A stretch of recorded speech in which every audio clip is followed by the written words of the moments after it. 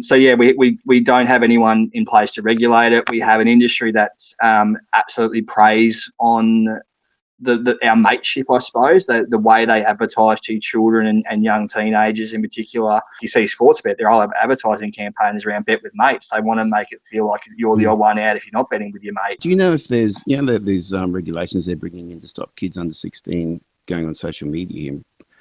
Have they tied anything into gambling advertising, protecting kids from gambling advertising?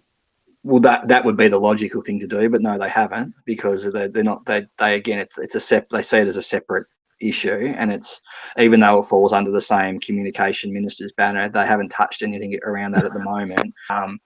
If anyone's got the time, the Four Corners about 3 weeks ago did an amazing piece on it that I helped put together with Steve Kinnane, and it's about the industry and about how this gambling industry in Australia is working.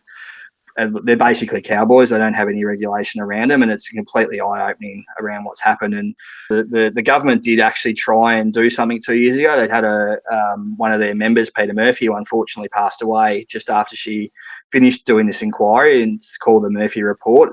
It's around what needs to happen in this industry, and it tells us that the gambling advertising is predatory, and it's been proven to be predatory, and we need to remove it from Australia. This report, it's a fantastic report. It's been sitting on the government's desk for now over 2 years, and they haven't touched it. It was a bipartisan support. So there was this inquiry had members of the Labor Party, the Liberal Party, the Greens, Independents. It was everyone supported it. Now it's been 867 days since that table's been tabled in Parliament. They refused to answer it.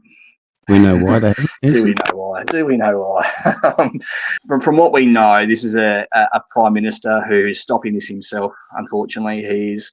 There is a lot of support in the Labor Party from the backbenchers to have these recommendations put forward, because they get told by the communities every day that there's people dying because of these issues. Our Prime Minister is very, very close to Peter V'landys, who is the head of the NRL and the head of New South Wales Racing. He is very close to the AFL, and he's very close to the gambling industry. And I've seen it firsthand. Like, I've had meetings with his people in his cabinet, and I've had meetings with his office. They are very short with us when we see him a lot of the time, unfortunately, and they are very dismissive of the work we're doing. What can we do? What course of action can you suggest we do? Like you said, we are lucky in this country where we still do have access to our local members of parliament. So it is important that if you do feel as strongly as what me and Nick do about this, that you do speak up, and you go and speak to your local member. You write them an email, you send them a letter, you get in touch with them around the fact that you're not happy with the way it's going.